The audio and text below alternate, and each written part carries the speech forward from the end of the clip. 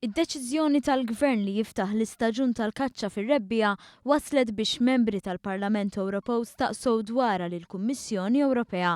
Fl-aħħar jiem għamlu mistoqsijiet bil-miktub membri tal-Parlament Ewropew mill-grupp tal-Konservattivi u Riformisti u anke mill-grupp tal-Liberali. Primarjament huma ffukaw fuq l-ispeċi tal-gamiema u qalu wkoll li l-pass li għall-Gvern mhux kompatibbli ma' deċiżjonijiet li ttieħdu fuq livell Ewropew. Saħansitra jistaqsu jekk il-Kummissjoni Ewropea għandix terġa' tiftaħ il-każ kontra Malta, każ li kien intrebaħ minn pajjiżna ftit ta' snin ilu. Dwar il-kaċċa fir-rebbija sar ukoll referendum li fih il-poplu Malti vvota biex din għandha titkompla. Fuq kollox id-deċiżjoni tal-Gvern li jinfetaħ l-istaġun ittieħdet fuq rakkomandazzjoni tal-Kumitat Ornis u fiċ-ċirkostanzi preżenti il-Gvern ħa wkoll ċerti miżuri għall-ewwel darba.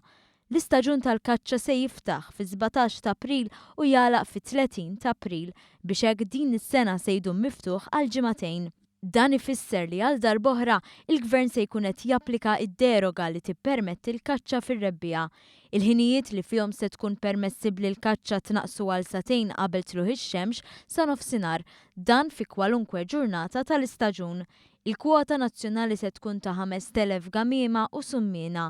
Dawn il-miżuri speċjali ttieħdu biex jitnaqqas aktar l-impatt tad-deroga limitata fuq il-popolazzjoni ta' dawn iż-żewġ speċi.